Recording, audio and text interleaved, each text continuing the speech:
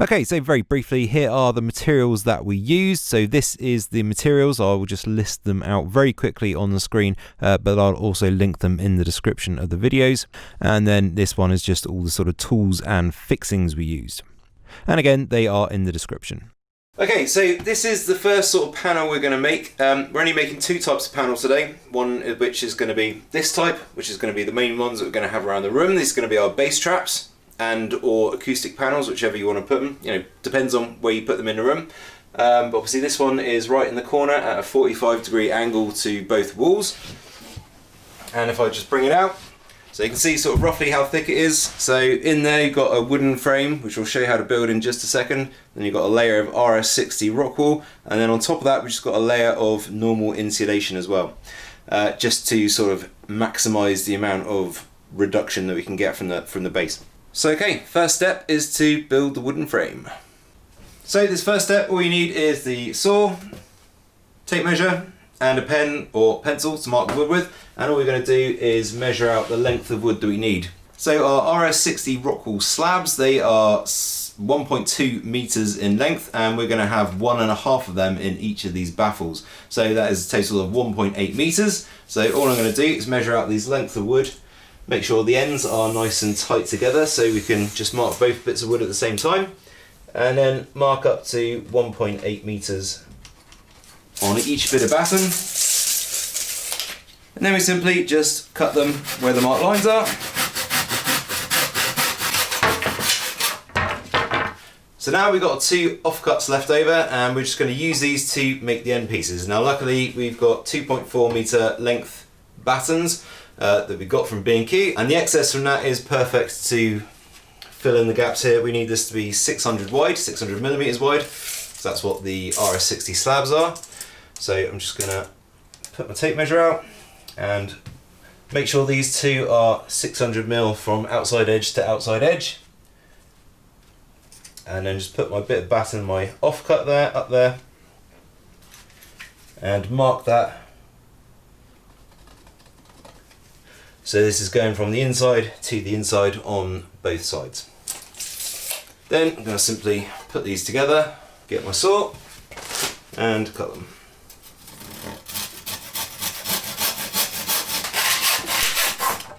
There we go, chuck those away, and then we've got, just a double check. Okay, nicely 600 mil.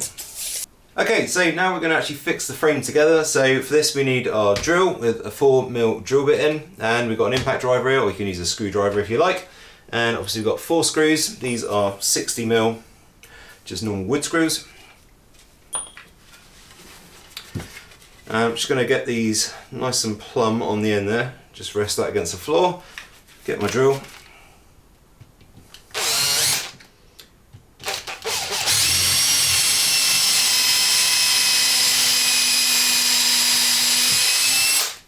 And once the hole is drilled, pop my screw in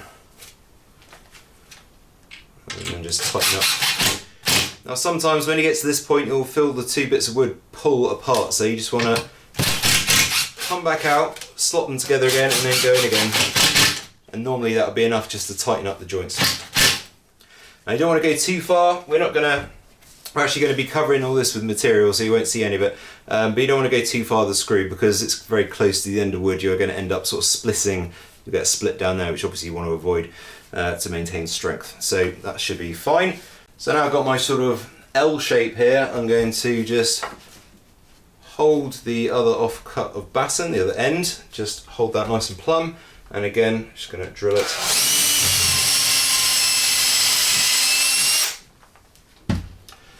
And pop my screw in.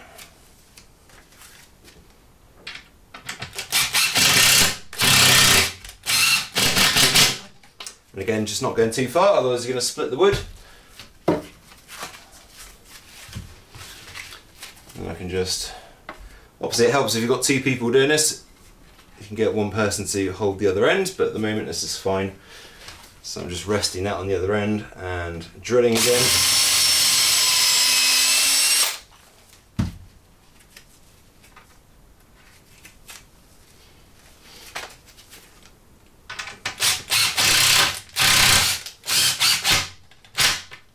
Okay, so I've just flipped that around and I'm just going to drill the last hole.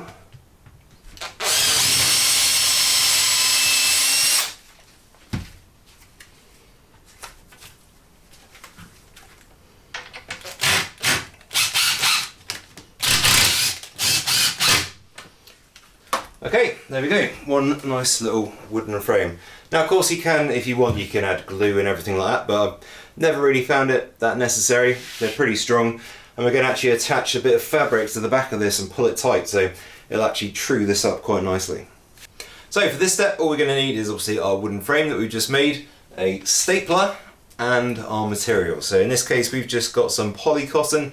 It's just pretty much the cheapest long white material we can get. Obviously you can make it out of anything or any colour material you want. You don't have to use white, but it sort of suits the walls in this flat. So I'm just going to lay this out over the top and get one corner so it's sort of nice and true, probably about 15mm to 20mm overlap in each corner, or sorry, in the first corner, and then I'm just going to staple that, and then just use that staple as my sort of main starting point and go along pulling this sort of reasonably tight, but not too tight that you sort of rip the material away from the staple before.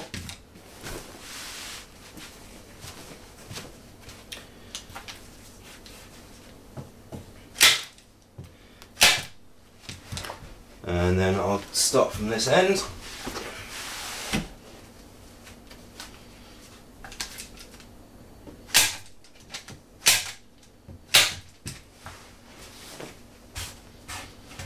Okay, so this bit I'm just going to make sure this is nice and sort of tight over the frame. Not too ridiculously tight, but just tight enough that it pulls the material taut.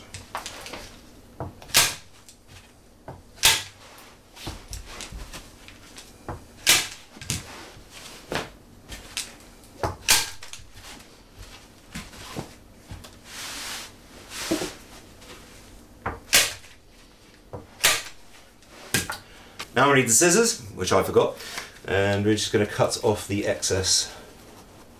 So again, leaving roughly about 10 to 20mm overlap. You won't actually see these rough edges. This is all going to be sort of covered by the next bit of material that we put on there.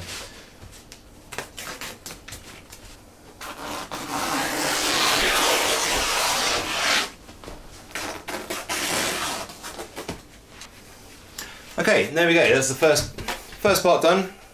Just got a wooden frame with a bit of material attached. Now this is obviously makes it nice and sort of sturdy, so it keeps everything together.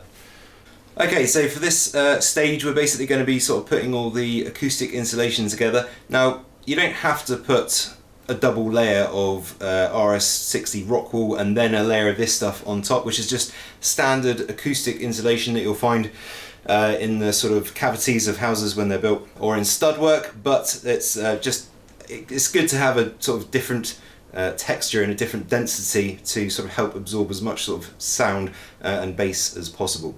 So what we're going to do is we're just going to cut this to 1.8 meter lengths.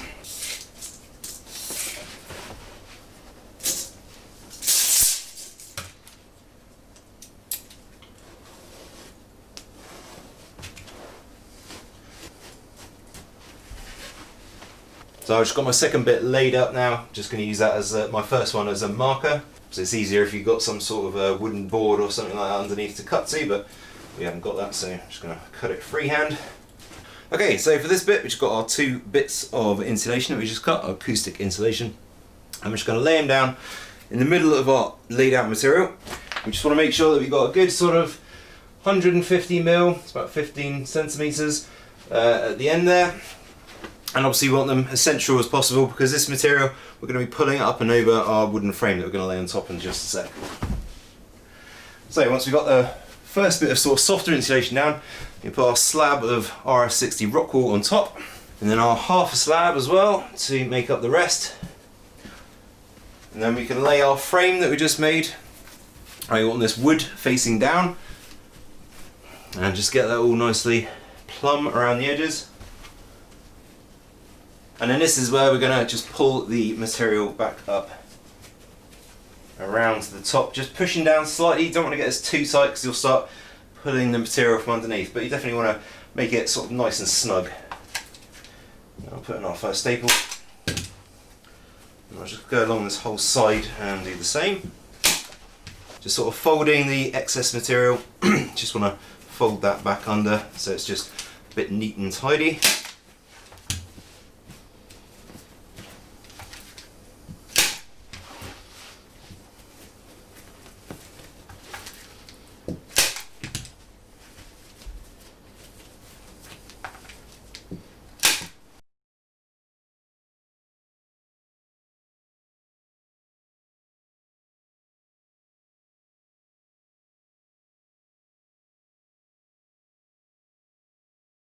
So on this final side, it's just important just to make sure this is nice and tight. So just push down a bit on the wooden frame just to sort of take up the slack, then pull the material up and over. See, folding it as you do, and then adding your staple. Now just mean that it's nice and tight all the way around, so it's not loose and floppy after you're finished.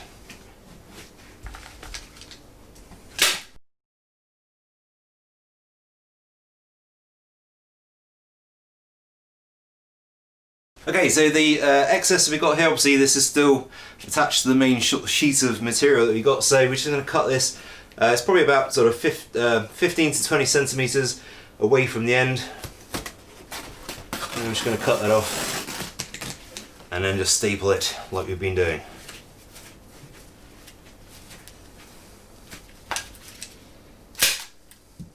Okay, so we've got our finished baffle. Obviously these edges aren't particularly important. I know they don't look super neat, and I'm sure if you take a little bit more time, you can probably do a better job than what I have. But all it matters is that the acoustic baffle is now made, and that these corners are going to be hidden anyway because they're going to be right hard up against the wall. So there we go. One acoustic baffle.